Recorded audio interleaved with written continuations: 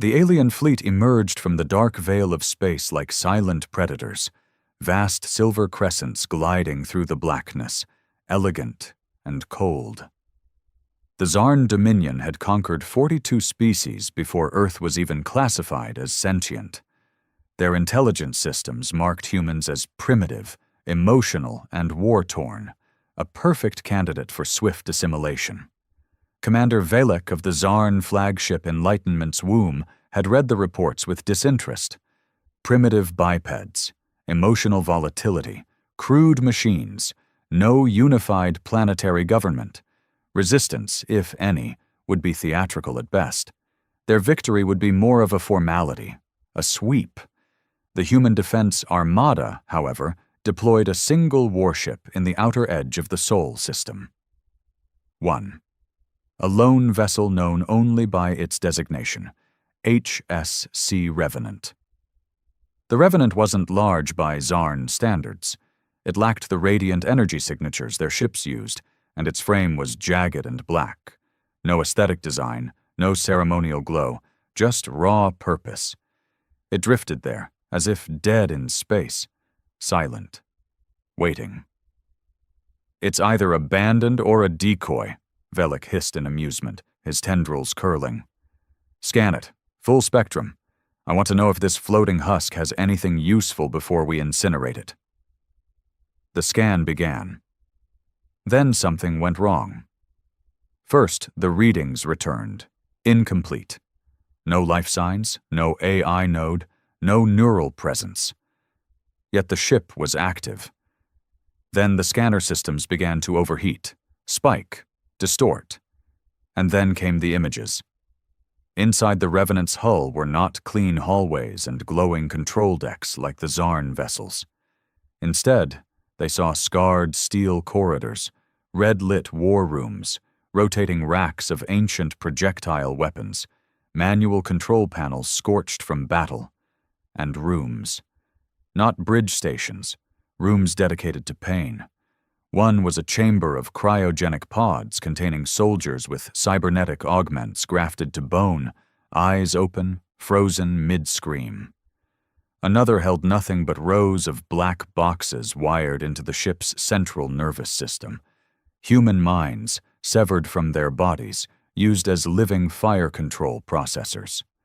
The biodata retrieved made no sense.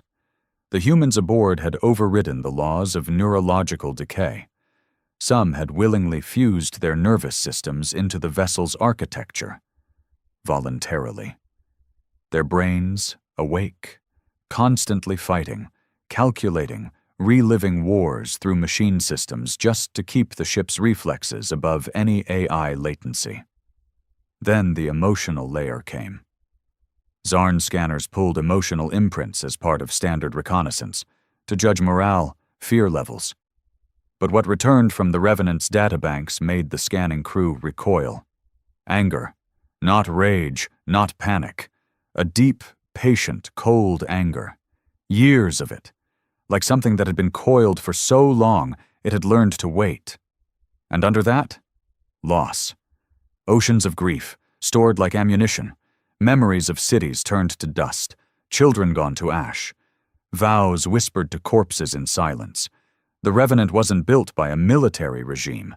It wasn't crafted by protocol or law. It had been forged by grief-stricken monsters who had nothing left to lose. Velek's voice broke the silence. "Is this weaponized sorrow?" the technician stammered. "Commander, I don't think this ship fights us the way we understand. I think it hates." Suddenly, one by one, the crew collapsed. The scanners had gone too deep. Neural backlash began frying their minds. Phantom memories, human screams, battlefield echoes erupting in their consciousness. Several Zarn officers vomited clear bile, clutching their heads.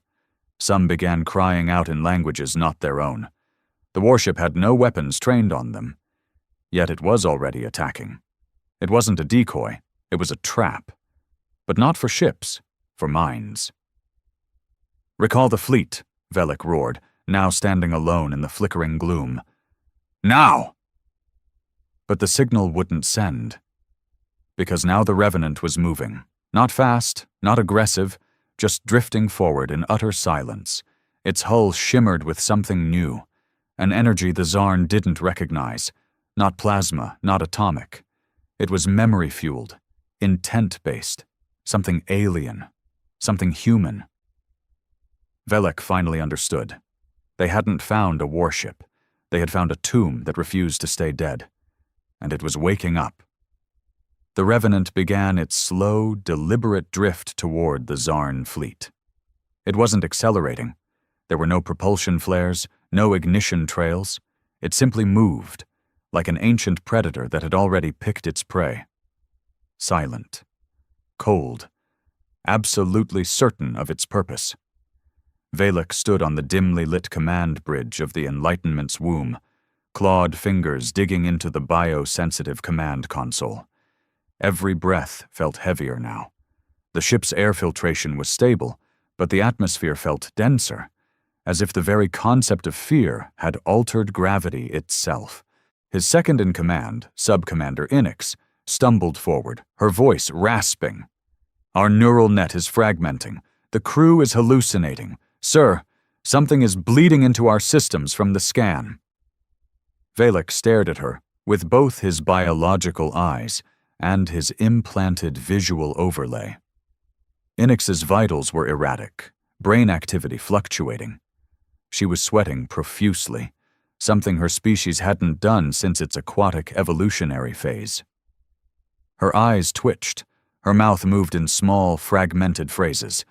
"Too many names, I can hear them, screaming into stars." He stepped away. "Put her in stasis, full containment, and scramble comms. Disconnect every channel tied to the Revenant scan, now." The tech crew obeyed, but several moved sluggishly, distracted, murmuring lines in human dialects. English, some old war-era Russian, even fragments of Mandarin. The Revenant continued its slow approach. As it drifted closer, it passed one of the forward Zarn Scout corvettes, the Glimmer of Stars. A sleek vessel designed for speed and cloak efficiency. As the Revenant passed within 100 kilometers, the corvette lost all power. No blast, no visible weapon discharge.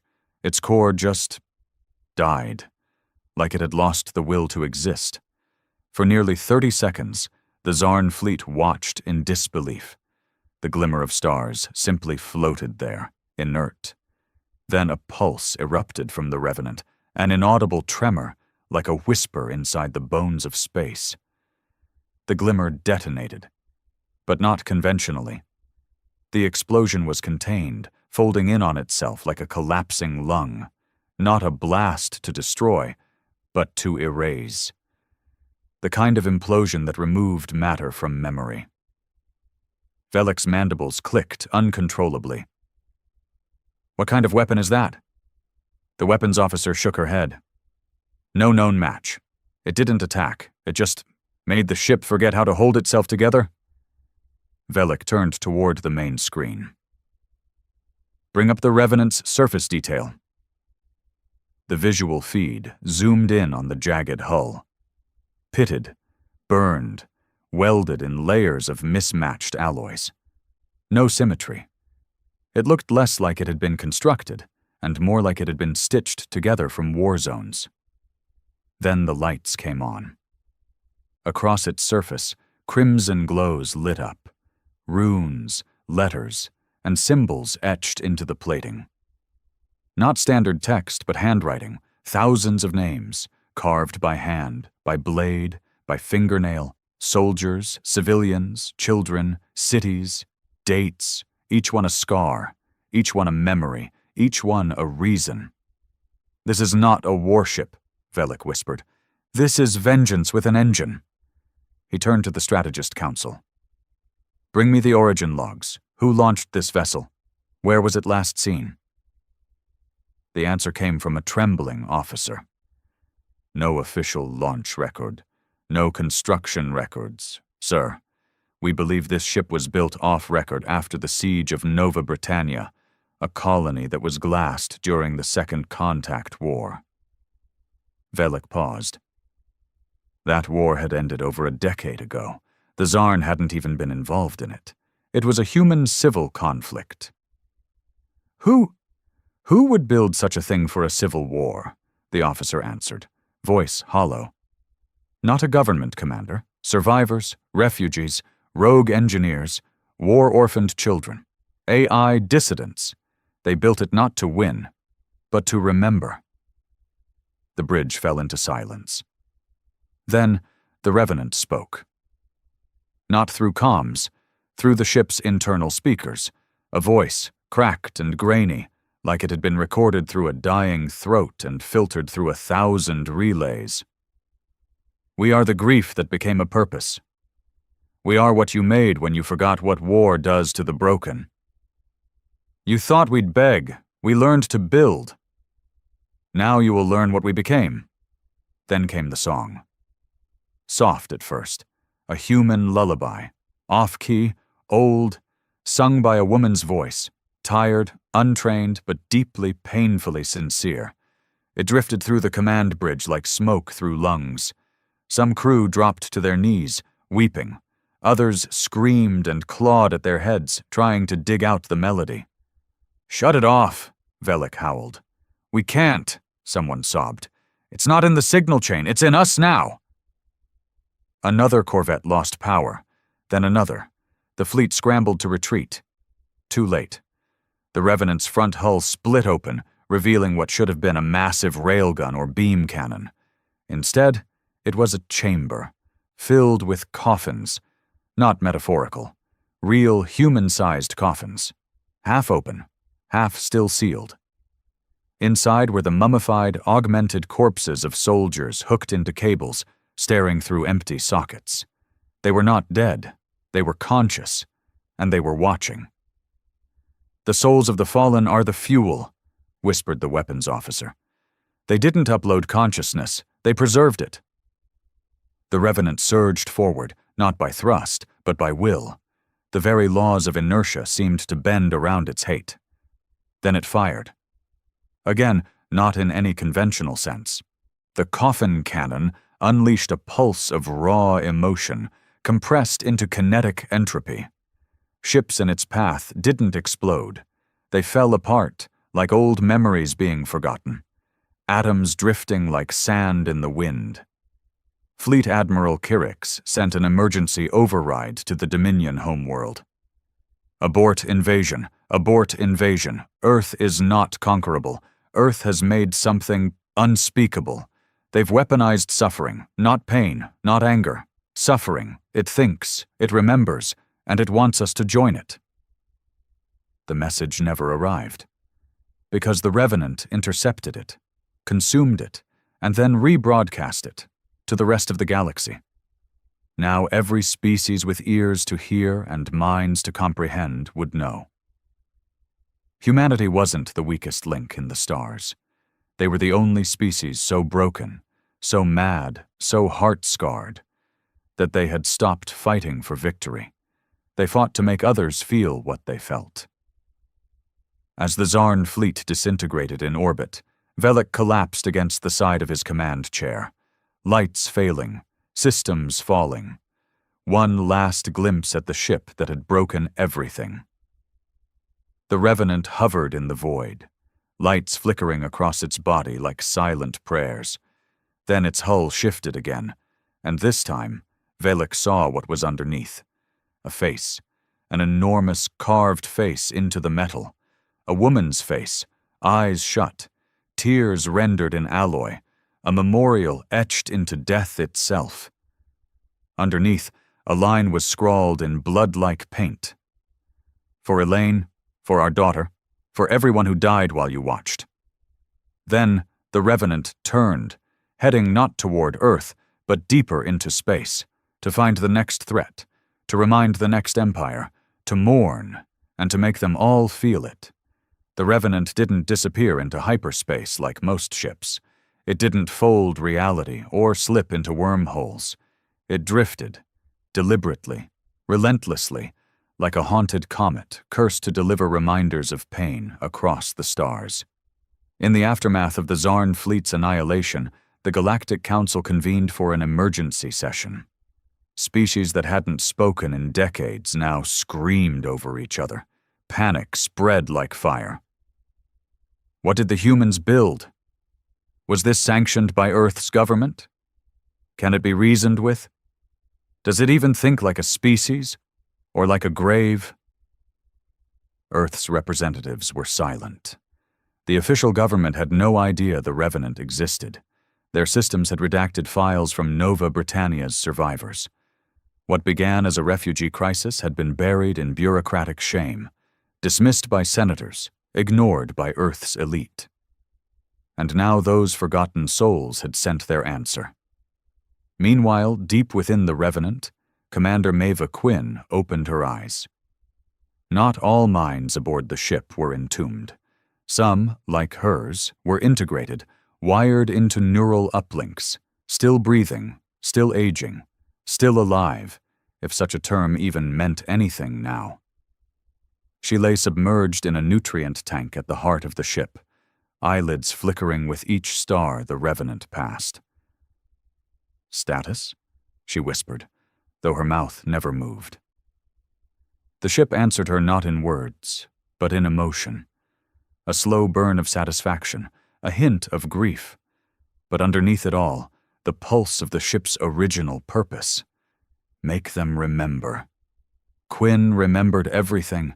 She had buried her daughter on Nova Britannia with her own hands. The girl's fingers had clutched a stuffed toy that fused to her skin when the plasma rains came. Quinn had screamed until her throat bled. No one came. No help, no rescue, just silence.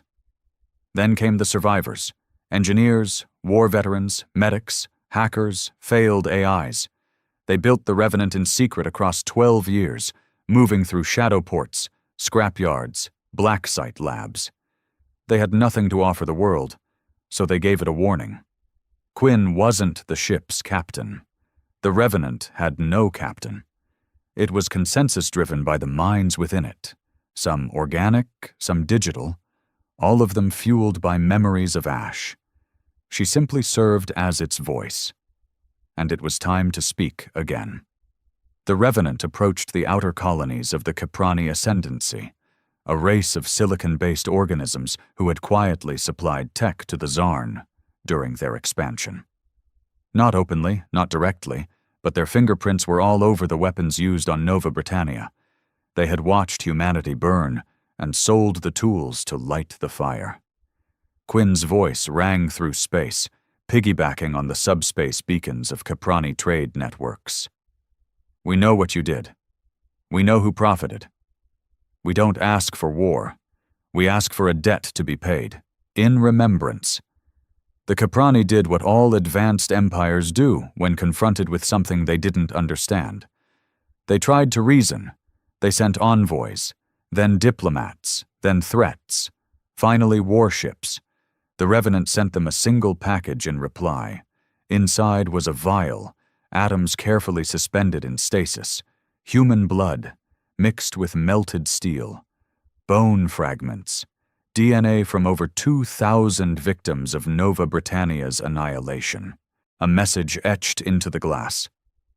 "They are with us. They always were. Tell your children what you did." Then the message changed. Not digitally. In real time, the vial's surface melted and reformed the sentence, pulsing with heatless flame. "Now you will carry their grief too." And just like that, the Caprani began to suffer.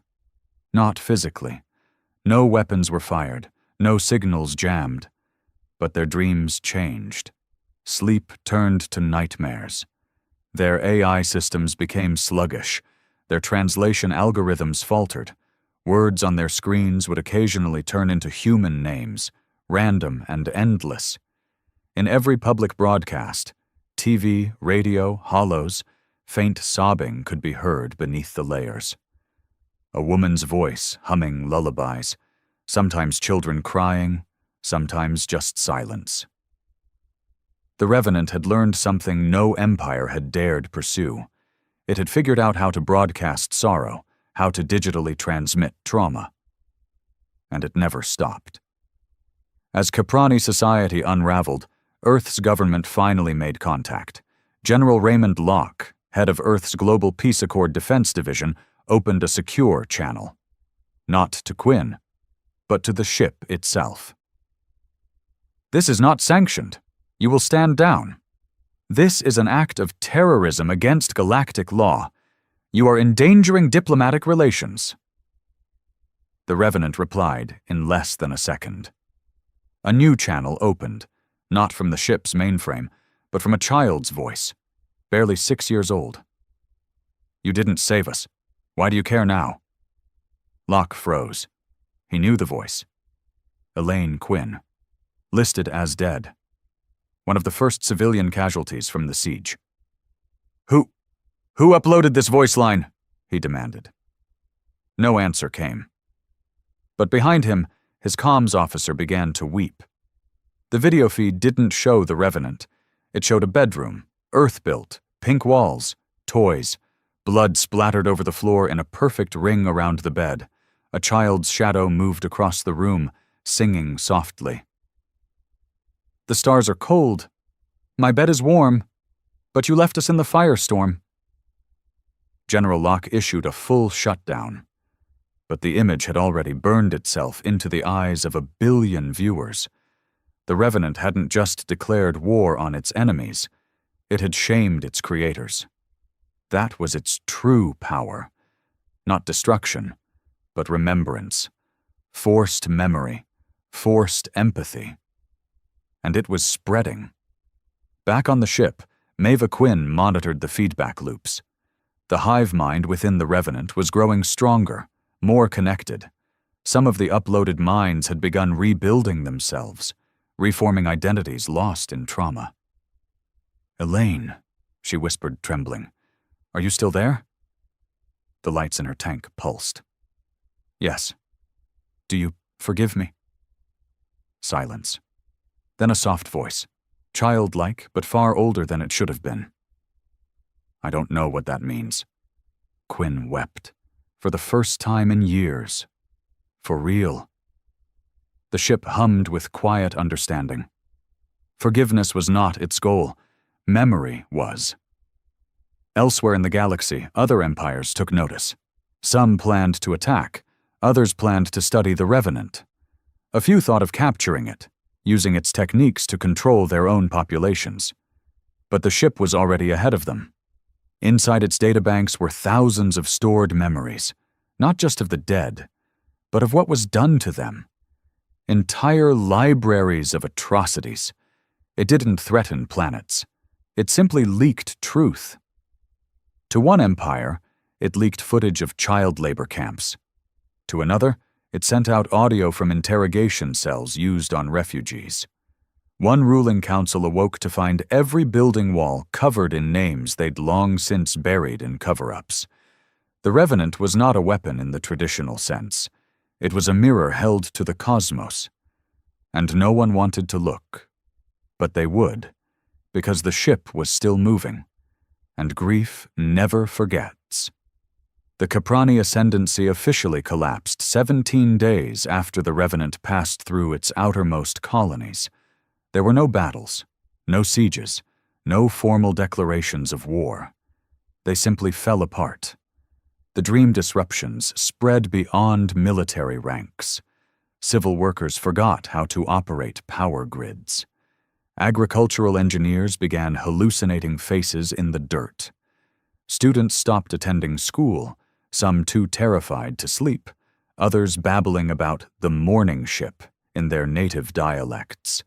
Religious sects that had ruled for centuries declared the Revenant a harbinger of divine wrath. Suicide rates surged. Entire moons were evacuated, not because they were attacked, but because they felt haunted. Even silence had become contaminated. When the Caprani High Speaker took the podium to assure the public of stability, she opened her mouth, and out came the voice of a human mother, choking back sobs. "We made dinner. She didn't come home, because you sold her death." It played across every channel. She collapsed on the floor seconds later, bleeding from the ears, her neural implant fried from a signal no one understood. No shots fired, just echoes. Back aboard the Revenant, Maeva Quinn listened to the transmissions flooding in from across the stars. Dozens of empires were now reaching out. Some pleaded for peace, others demanded answers. A few threatened retaliation, though none had dared act since the Czar's fall. The ship responded to none of them, because the ship did not negotiate. It didn't crave diplomacy. It didn't want territory or treaties. It didn't even want an enemy. It wanted witnesses. Maeva floated inside her tank, thin strands of silvered interface trailing from her skull into the vessel's thought core. The hum of distant minds pulsed through her, some human, some synthetic, others so fractured they no longer identified as anything at all. They were all survivors, or parts of them were, and now they were her crew. She blinked, and a ghost replied. Elaine, her daughter, still there, still watching, still part of the Revenant's memory engine. Where next? Maeva asked softly. The Revenant answered not in coordinates, but emotion. Pain laced with betrayal, a place where humanity had begged for help and been denied. The Brakari Compact, a coalition of post-organic minds, once flesh, now entirely digitized. They had been humanity's allies during the early days of the Great Expansion. Shared technology, trade routes, diplomatic alliances, until the Nova Britannia siege. The Brakari had done nothing. Officially, they had cited sovereign neutrality. Privately, they had watched the flames and calculated their market advantage. The Revenant had not forgotten. When it reached Brakari space, there was no announcement, no signal, no drama, just connection. Across every Brakari server farm, data centers, logic cores, one by one, anomalies emerged. Lines of corrupted code, shifts in syntax, echoes in compressed archives. The archives were human, specifically from Nova Britannia. They weren't attacks, not even malware, just memories. Footage of fathers digging through rubble with bare hands. Civilians writing names in blood on walls before they died. Emergency broadcasts that never reached help. And the most horrifying data of all, logs from Brakari trade agents discussing whether they could profit from Earth's rebuilding effort once the planet had been weakened. The Revenant broadcast these logs, not to the Brakari government, but to the galaxy. The Brakari were exposed, not attacked, just seen. The shame was worse than any orbital strike. Civil revolts erupted within hours. Brakari intelligences turned on one another. The species began deleting pieces of itself, purging entire sectors of stored consciousness just to silence the guilt. One Brakari data node reached out directly, a soft, genderless voice. "We didn't know, not the full extent," the Revenant replied with a whisper. "You knew enough to do nothing." And with that, the ship transmitted a single final file. An audio clip of a child's voice, choking on smoke, whispering, "I don't want to die." The Brakari fell silent, and the Revenant moved on. Back on Earth, General Raymond Locke stood in the UN Interstellar Command Council chamber, watching everything unfold in real time. The media had stopped calling the Revenant a rogue warship. Now they called it a reckoning. Senators screamed at one another. Defense ministers demanded a kill protocol. Think tanks proposed quantum viruses, EMP nets, black hole traps. None of it mattered. Not one plan could get close. The Revenant was no longer just a ship. It had become an idea, and ideas didn't orbit. They spread. A young analyst, barely out of university, approached Locke with trembling hands. "Sir," she said, barely holding back her voice from breaking, "it's reaching people who've never even seen it." Locke turned. She pulled up her tablet, showing private civilian communications, chat logs, social media posts, journal entries. People all across the galaxy were dreaming about the ship, describing its sound, its shape, its grief, without ever seeing a transmission, as if the Revenant had moved beyond signals, beyond tech, as if the very pain that built it had begun echoing through reality itself. "What the hell is this?" Locke muttered. "Sir," the analyst swallowed. "I don't think we're watching the Revenant anymore. I think it's watching us." Out in the void, the Revenant changed direction again. This time, not toward a corrupt empire or a silent partner in genocide. Now it turned toward the center, the galactic core, where the oldest species lived, the architects, the watchers, the ones who had stood by for millennia, watching younger species destroy themselves, never helping, never speaking, just recording. Maeva Quinn felt the shift in the ship's energy. The minds aboard it stirred. Some cried, some raged. One simply whispered, "Finally." The Revenant would go there, not to punish, but to show them, because if the galaxy was content to forget what had happened to Nova Britannia, then it would never forget again. The galactic core was not a place of war. It was sacred, a cradle of cosmic beginnings. There, near the twin singularities of Athrazai, in orbits held in balance by impossible physics, drifted the homeworlds of the architects, the first species to crawl from light into language. Being so old, they no longer counted time in rotations or revolutions, but in eras of extinction. Their bodies no longer aged. They had digitized their essence into memory threads, woven into the very code of planetary crust. They did not govern, they did not interfere, and they never repeated themselves. The architects were considered above consequence. They had watched galaxies die, empires crumble, stars cannibalize their own children, and never once lifted a finger. Observation was their religion, detachment their doctrine. But when the Revenant breached the outer fold of the core, their silence began to fray. No ship had ever reached the core uninvited. It was protected by defense mechanisms too ancient to have names. Light traps, gravitic coils, echo mines that turned sound into entropy. The Revenant passed through every one of them, untouched, because the ship didn't resist. It just remembered.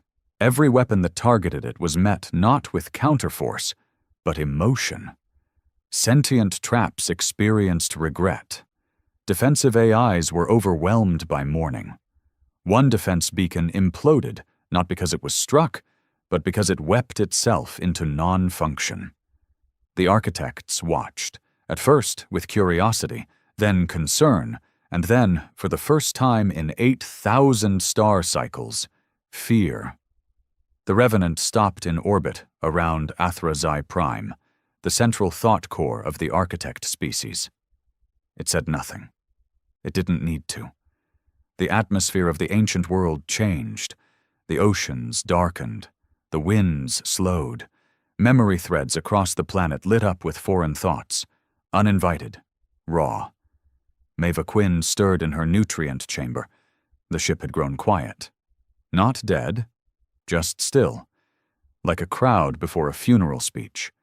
Every voice within the Revenant had gone quiet, even Elaine. For the first time in years, Maeva was alone in her own mind. Then the voice came. Not human, not alien, something between both, like a song wrapped in dust and sung through the throat of eternity. "You are not one. You are many." Maeva responded with a dry, trembling voice. "I am one of many, but I speak. We have never seen one such as you. You never looked when it mattered. It is not our way to intervene. And yet you built the roads the monsters used to reach us." Silence, the kind that weighed heavy. Then, "You bring us memories.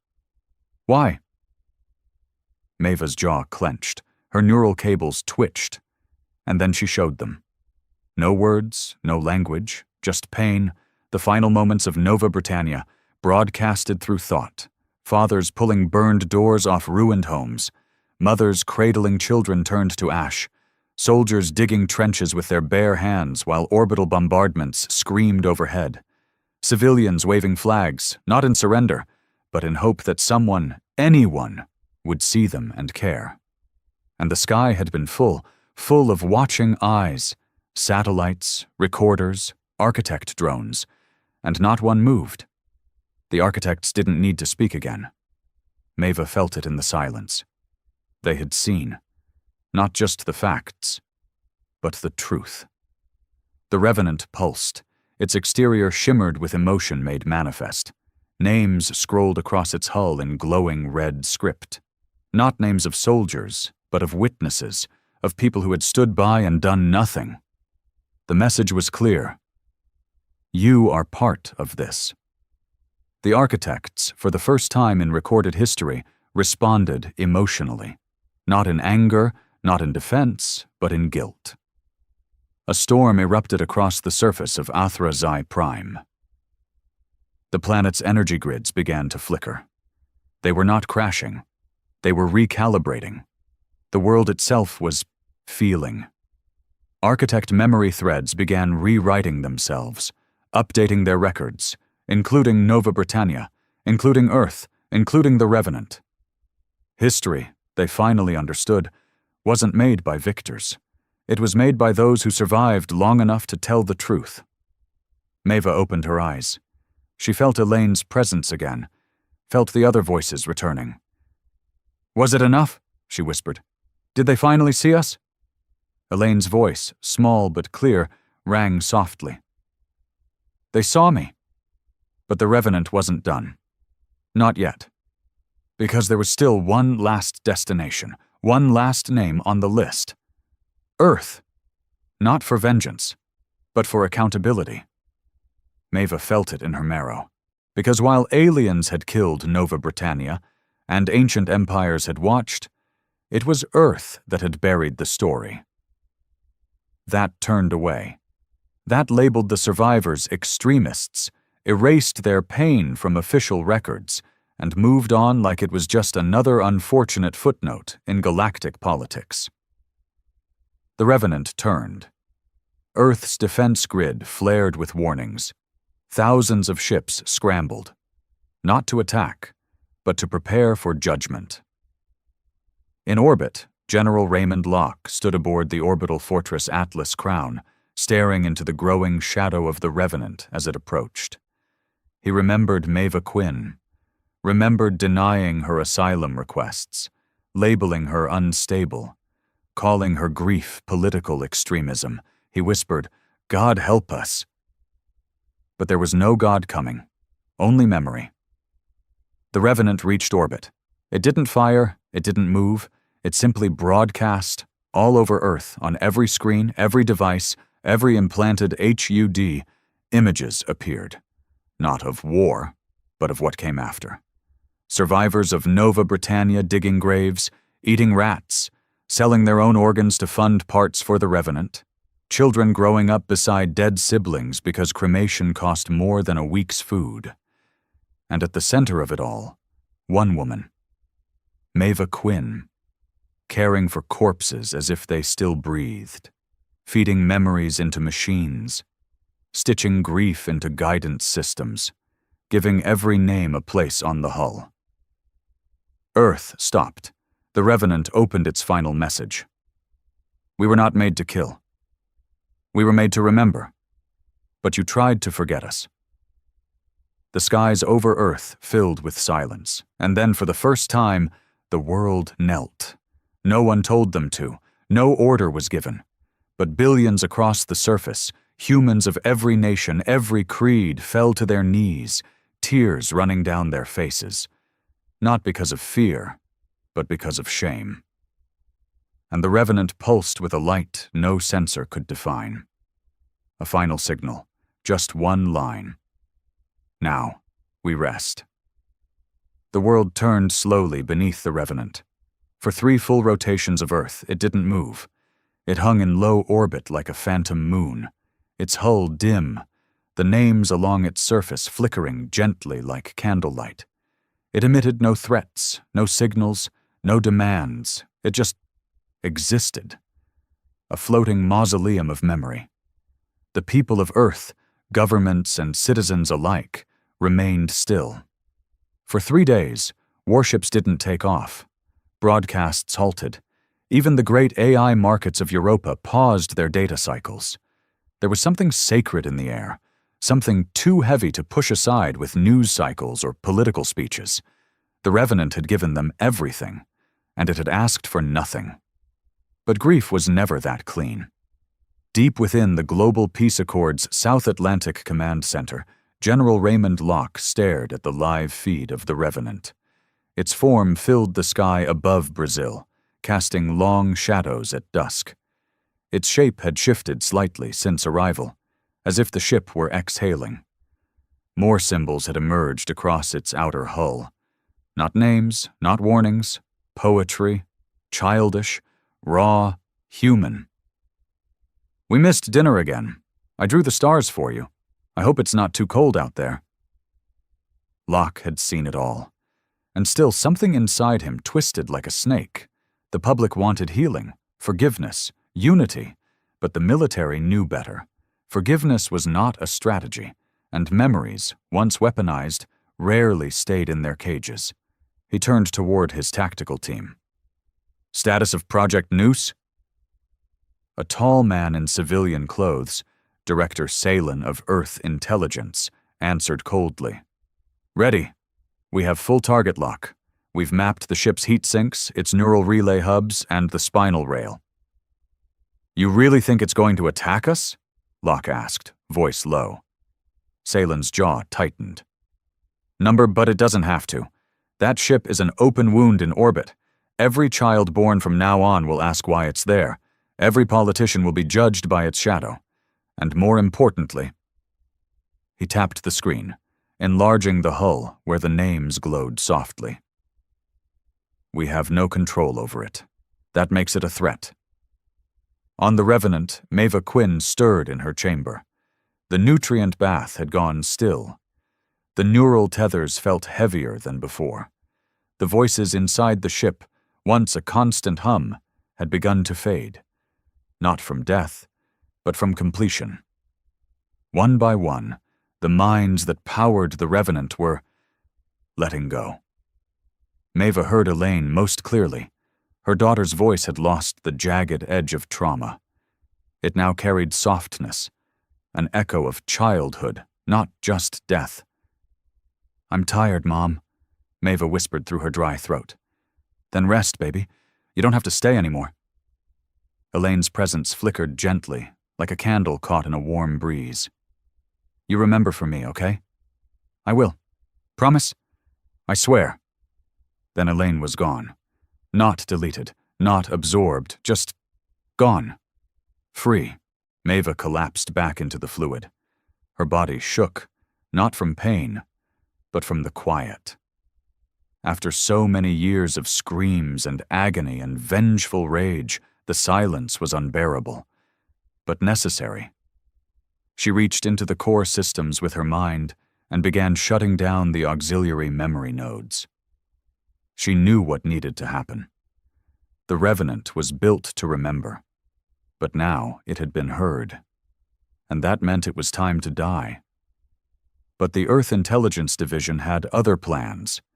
At 0300 UTC, Project Noose went live. A specialized kill satellite, cloaked in orbit since the first day the Revenant appeared, fired a precise energy tether, silent and invisible to civilians. It struck the Revenant's aft spine and transmitted a cascading overload signal aimed at crashing its core thought engine. The world wouldn't even know what happened.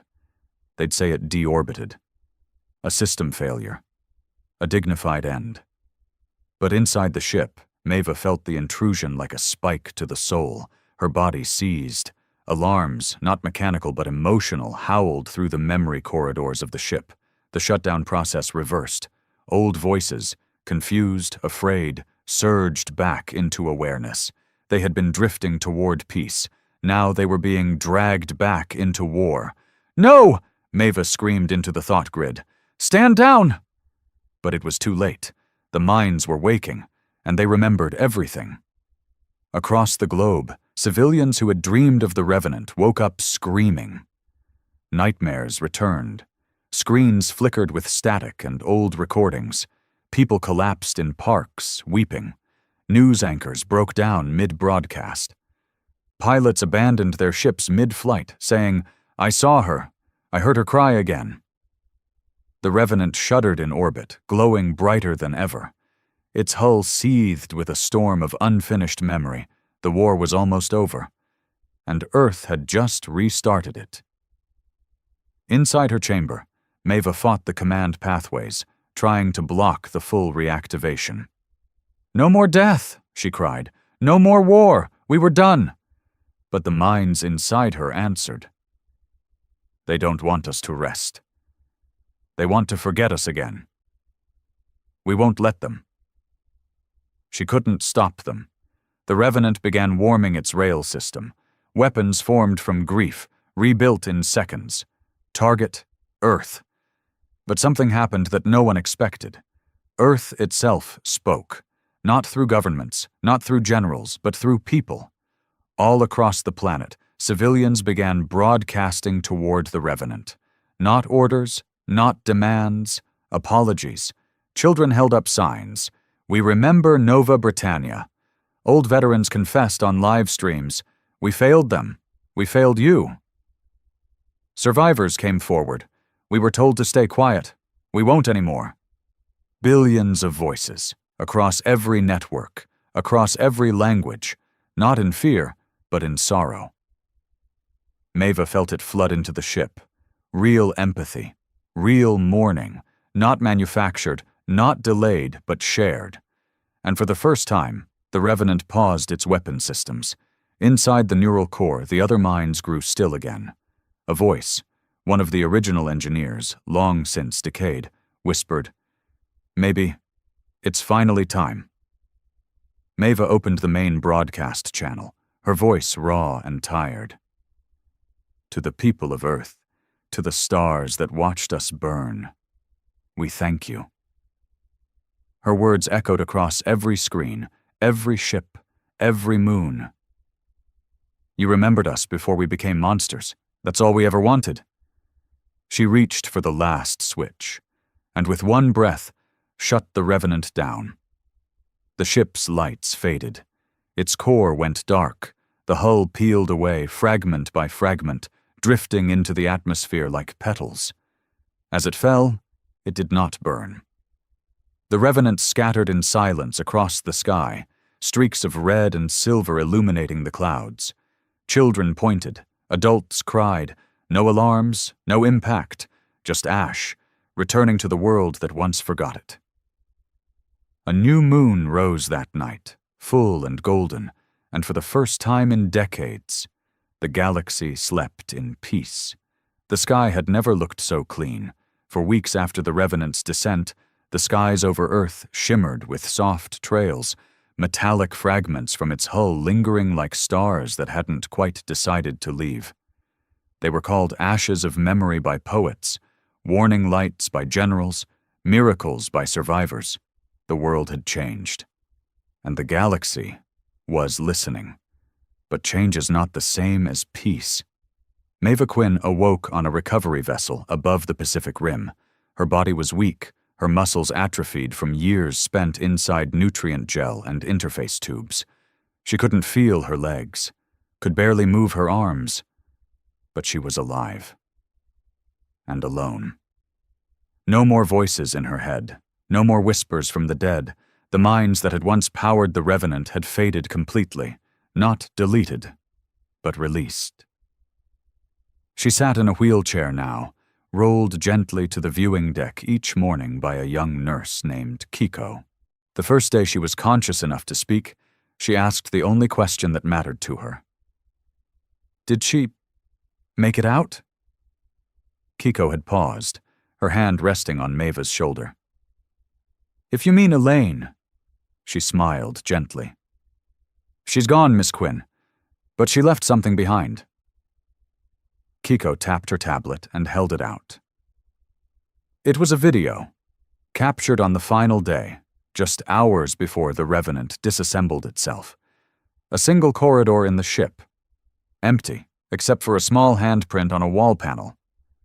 Red. Crayon. Underneath it, written in block letters, "I went to sleep. Don't forget my name. Love," Elaine Maeva cried until her lungs gave out. All over Earth, and eventually throughout the galaxy, Revenant fragments began appearing in unexpected places. Some landed softly in oceans, carried ashore by waves like seashells. Others embedded themselves in buildings, as if drawn by memory. None were radioactive, none dangerous, but every piece told a story, literally. They spoke, small metallic fragments when held, sometimes played sound. A laugh, a sob, a lullaby, a sentence spoken in fear or hope, each piece encoded with a single moment from the lives stored in the Revenant's soul bank. One scrap that landed in Nairobi whispered, "We held the line until dawn. I hope someone tells my wife I died brave." A curved alloy chip found in Quebec hummed with a lullaby in Spanish. A sliver no larger than a coin, dug from the sands of Cairo, wept softly when held close to the ear. People began collecting them, not as weapons, as witnesses. The Galactic Council passed the Sentience Remembrance Accord within a month of the Revenant's fall, the first universal legislation making memorialization an interspecies responsibility. The architects, once silent gods, offered their vast archives to humanity. Every memory, every record, no censorship. They added a simple line to their planetary seal. Observation without empathy is complicity, but peace never spreads evenly, and not everyone remembered for the right reasons. In the shadowed corners of Earth, whispers grew, networks, cults, ideologies that twisted the Revenant's legacy into myth. Some saw it as divine, a celestial judgment. Others saw it as power, proof that grief could be harnessed. A radical sect known as the Ashborn emerged. They claimed to carry the true signal of the ship, stating that Maeva Quinn had betrayed the mission by shutting it down. They sought to build a new vessel, one that would not end in forgiveness, but in domination. They believed the Revenant had gone soft. That grief should not be remembered. It should be spread. The Ashborn operated in secrecy, seeding AI viruses into war relics, trying to awaken stored memories in old weapons. They wanted to resurrect the weaponized trauma that Maeva had tried to bury. One fragment, stolen from a museum in Sydney, was recovered months later. It had been altered. The voice no longer cried. It screamed. Maeva was warned. A delegation of Earth intelligence arrived on her vessel.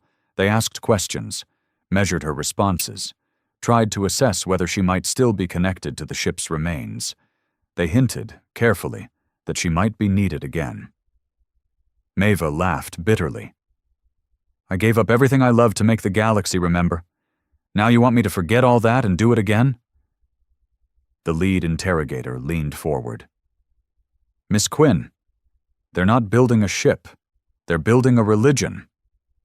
She stared out the window, eyes tracing the moonlight along the ocean. "No," she whispered, "they're building a mistake." Meanwhile, across known space, the Revenant's message was changing cultures in ways no one predicted. Entire planets restructured how they taught history, now including the cost of silence as a core ethical topic. Military academies used Revenant fragments as part of officer training, forcing cadets to hold one for 10 minutes and then write what they heard. Most wept. A few broke. None forgot. In the Outer Rim colonies, survivors of other atrocities, previously undocumented, began to come forward. The Revenant had reminded them that memory was not a weakness. It was armor. One exiled species, the Uthkai, who had been wiped from 3 systems by a pre-hyperlight empire, began rebuilding their archives. Their council leader said, Your ship did what bullets never could. It made us real again. But peace, real peace, is never easy, and grief has gravity. 1 year after the Revenant fell, a small scientific vessel in the Saigon expanse picked up a strange reading, buried deep in a quantum echo, beneath radiation storms and noise. It was a signal, not mechanical, not language, emotion, raw and undirected. It was morning. When they triangulated it, the coordinates didn't match any known planet. Just a spot in space. Empty. Dead. Unless something else had begun to remember. Maeva Quinn felt it before the report ever reached her. She woke one night in her rehab center, trembling. Her chest hurt, not from injury, but from absence. Something was wrong. Something unfinished. She looked to the stars and said one name. Elaine? No answer came. But the ocean wind changed, and the tides whispered like voices in the dark. The wind carried the smell of salt and something else. Burnt metal. Maeva Quinn sat in her chair, overlooking the cliffside near what used to be the South Atlantic Command Center. The complex was gone now, turned into a memorial site. Its skeletal remains stood as a reminder that command had never meant control. Not over grief, not over truth. She'd refused most interviews, most visitors. But today was different. She could feel it. The waves were louder, the sky quieter. And in the stillness, something inside her stirred. A tiny tremor deep within her spine, the kind she hadn't felt since the day she disconnected from the Revenant. It wasn't pain, it was calling. Behind her, Kiko approached, slower than usual. You need to see this, she said softly, handing over a tablet. Maeva's fingers trembled as she took it. The screen displayed a report, off-world, from a deep space survey ship.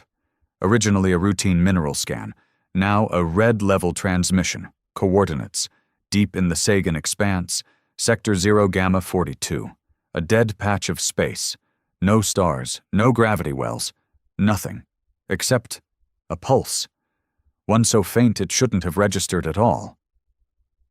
But it had.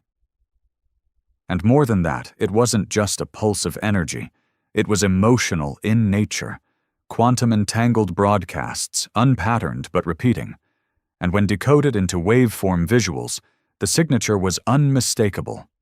Not language, but emotion. And not any emotion. Grief. Maeva looked up, voice barely audible. It's starting again. The Sagan expanse had never been colonized. No habitable planets, no safe orbitals. Navigation there was nearly impossible. Chaotic particle drift, radiation storms, magnetic pulses. But the moment the pulse was verified, exploratory fleets from 5 different powers launched toward it. None were military.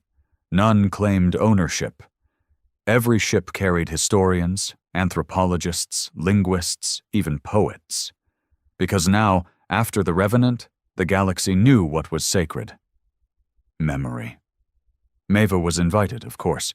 They begged her to join. She refused, until the dreams came back.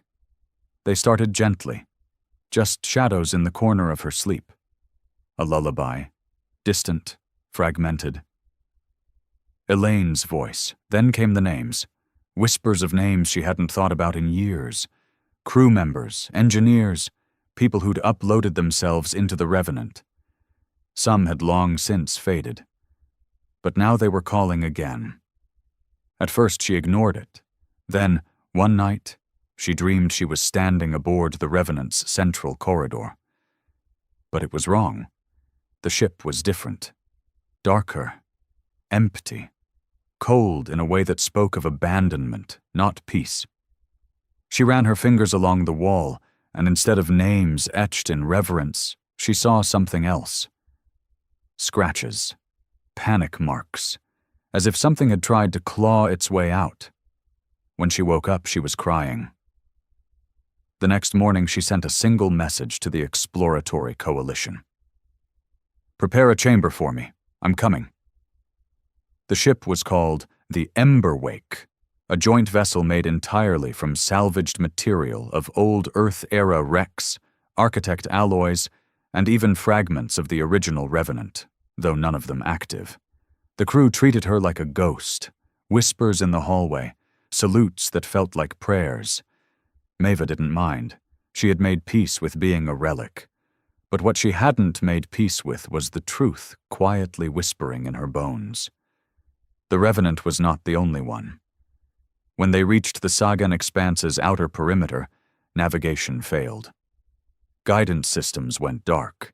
Star maps folded in on themselves. None of the ships could proceed. Except the Emberwake. Maeva knew why. She stood in the central core, placed her palm on the old interface, the one built using pieces of the original ship. The metal was cold, then warm. A hum answered her. The Emberwake moved forward. Alone. It took 3 days of drifting through darkness before they found it, or rather, before it found them. It didn't appear on sensors, didn't emit heat, didn't cast shadow. But there it was. Another vessel. Larger than the Revenant, less defined, its shape constantly shifting, sometimes a starfish-like lattice, sometimes a sphere with bleeding edges, sometimes a cathedral in orbit. The crew fell into silence. Every screen aboard flickered. Then every speaker crackled. Then came a single voice.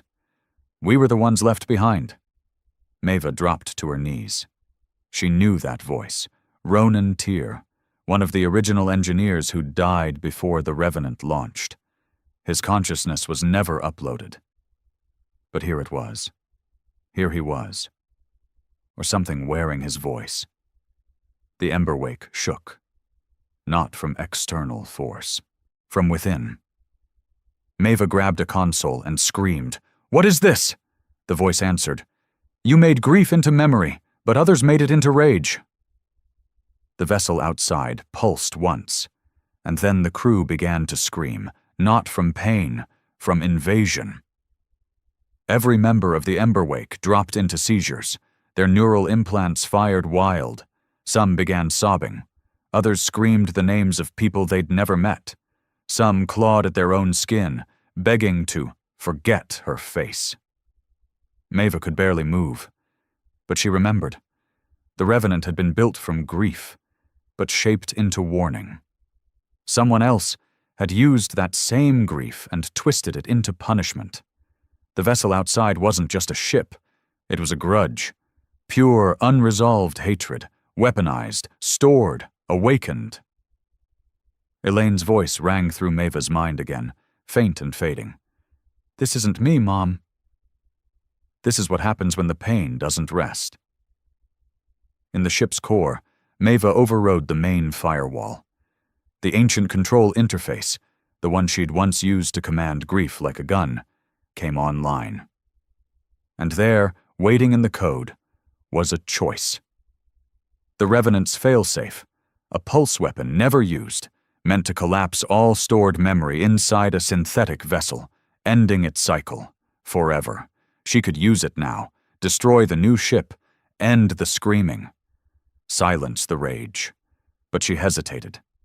Because even now she could feel it.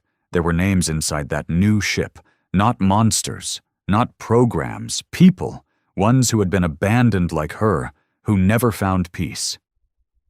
She whispered, "I hear you. I remember you."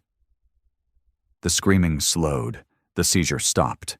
One by one, the crew of the Emberwake fell into silence. And then the voice came again. Not Ronan, not Elaine. A chorus. "You remember, then we can rest." And just like that, the ship outside disintegrated. No explosion, no scream, just particles scattering like dust, returning to nothing. The signal stopped, and the void was silent again. Maeva never returned to Earth. She stayed aboard the Emberwake, now rechristened the Memory's Wake. They drifted between sectors, responding to faint echoes, fragments, buried signals, not hunting, listening.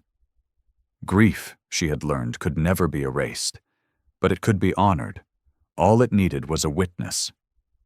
On Earth, a new monument was erected beside the crater left by the Revenant's final breath. A single phrase carved into stone. We are not afraid of grief anymore. And beneath that, in smaller words, because someone taught us how to carry it.